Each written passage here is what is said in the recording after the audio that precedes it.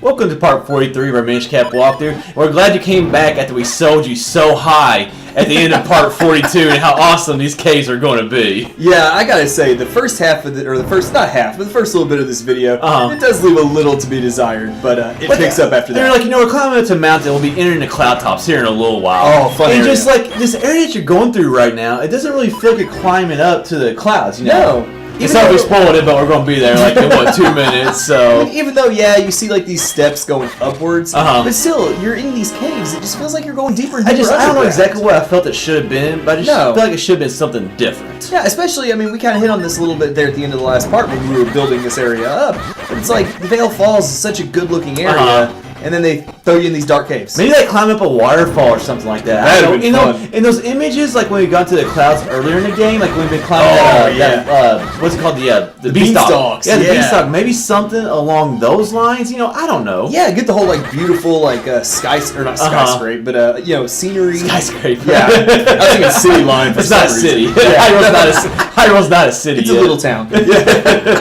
Man, I hate those levers right there, dude. They just pop out like nowhere. Well, that's what I kind of had to laugh when I was like, "What are you?" I was watching this video. I'm like, "What in the world is he waiting around for?" I didn't realize there was another lever still running. Like you never know when it's gonna pop back up. Like they can pop up like on the total other side of the room. So, but they're just like when you do that multiplier right there, it's just easier to get all those levers out the way. Definitely, because if they hit you, and I'm all about making things easier in Zelda games. We also mentioned how many seashells or secret shells, mysterious shells. You load up on seashells, and I'm thinking Link's Awakening here. Mm-hmm. We're like less than 2 minutes in here. We've already found 150. Yeah, it is just crazy. I just don't understand. I mean, yeah, they're valuable, but like, I mean, they're giving you a ton at the end of the game when you actually already should have a lot. And and the thing that kind of stinks is if you are doing a figurine quest, like a lot of figurines don't become available until you get to this part because we'll actually be going across meeting a lot of new enemies. We do throughout the next 2 parts. Speaking of new enemies, how about those just vicious looking choo-choos that were down there? I wasn't even paying attention to them. They were the red and like gray. They looked like they were on steroids or something. I honestly did not pay attention. And I didn't do this because I was maxed out on rupees. But somewhere at the bottom before we climbed up, if you kind of go down a little bit, I think there's actually 100 rupee down there. Oh yeah, those are always good to get. But I didn't get down because we were already maxed out. But yeah, before you start climbing, if you go down like a little walkway, there's 100 rupee there. And to be honest, at this point in the game, you don't really need the rupees anymore. No, The biggest thing was like buying the boomerang earlier was big, and buying the first couple of quiver and bomb bag upgrades. Now, if you are doing the figurines quest, this is the 3rd time I've mentioned it in this video. Like I don't know why you're fixated on it. But you can buy shells later on. Sometimes that makes it easier if you only got a couple more to get. So and you can also eventually. Here's more. Yeah, exactly. And you can actually also buy Kinstone pieces. If you haven't found them throughout the regular course of the game, though, then I don't know. The thing is about Kinstone pieces is they're very expensive. Obviously, green's cheaper than red. Yeah. But like, if you need certain Kinstone, you don't know which one you're gonna get when you buy it. So I mean, exactly. It's pointless in my opinion. It really is. I kind of had to laugh right there. You got a fairy. Those helmet swords are a pain, dude. Well, they are, especially if you don't line up the gust jar. Well, the gust jar just takes a while to cock. I guess. It does. You know? It's a pain. Why don't we get an upgrade for that? I know, right? That'd be nice for it to go a little So quicker. we got all these other sped up upgrades. So I don't know why we don't get that one. I'm just happy we're out of the caves and at the very, very top of the mountain now. You know what that reminds me? Sorry, easy beer went down the road. Yeah, that's exactly what happened there.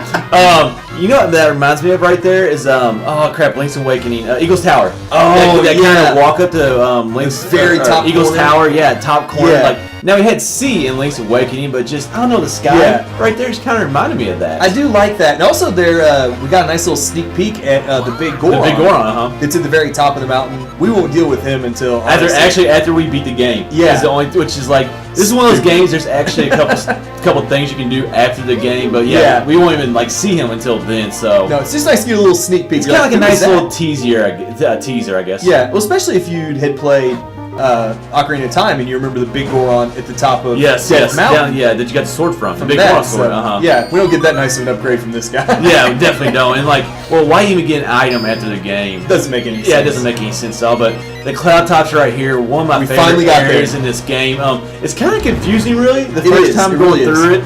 But I mean, just that theme, man. It's kind of like a Zelda remix. I guess you could say. Oh, it's just awesome. And it's just a good looking area. It's just so unique being up here in the sky. At the time that this game came out, we hadn't spent any time up in the sky before. Based on release dates, not the timeline. Based on release dates of the game, this is the first time we've ever been in the sky. And I just love the sight. I think so too. I did look today. I couldn't think of anything else. Any other game that we've been in the sky. The only other ones I could even think of are Skyloft from Skyward Sword. Yeah, and City in the Sky and Twilight Princess. Yeah, and this was out before them. So. Yes. But I just love being able to look over the side and see nothing below you. You know, we talked a little bit in Ocarina, like how like when you enter the desert, like it just felt like it's like completely like way off a whole different part of the game. And the cloud tops right here feel like that. Like I mean, it feels like we're so far away from the map area that we were in. It almost feels like a completely different area, like the desert to us feels in Ocarina of Time. Man, I'll tell you what I'm a huge fan of is those cloud piranhas. Yeah, cloud. You mean cloud sharks? That's what I called them. Yeah, before Hick filled me in on the enemy. Good research. Yeah, I was like, cloud sharks, those are awesome. They are kind of cool though. They really are. It's just a neat little touch there. I'm a fan. But now you see me digging around like a lot in this video. Yeah. I knew where some of the Kinstone pieces were, but I didn't know where all of them were. So, you know, we got the upgrade to dig faster. Actually, that's what I was doing. We're putting it to good use. I was just checking out that upgrade because I was like, well, I want to see what it does. So. Yeah. And we're gonna spend the rest of this part, and a good part of the next part. Like half of the next part, just kind of going through the whole cloud tops area. Yeah, what we have to do is collect, I believe, five golden Kinstones, and find the 5 walls to fuse them with. To open up the next vortex to the. This part took me forever the first time because there's like, oh my god, what gets so confusing about it is like going up and down. Yeah, and like you just get kind of lost on where where things are, and like you lose like your not direction, your bearings. Yeah, your bearings, exactly. You lose like your bearings and where exactly you're at, but and the map doesn't help. I remember, it really doesn't. I remember spending hours on this part the first time. Oh, it's brutal. I love those cloud piranhas jump off the clouds though. It makes your job easier. Oh, yes, because those things, I mean, they're not hard to hit, but it can be annoying sometimes. Yeah, I mean, you got to time them pretty good. Yeah, you never know exactly when they're going to jump out, or when they're going to change direction and hit you. So you kind of got to, maneuver your way around and time it pretty well. Now, is this your favorite area in the game? Because I know it's by far. I don't know if it's by far my favorite area in the game. It's.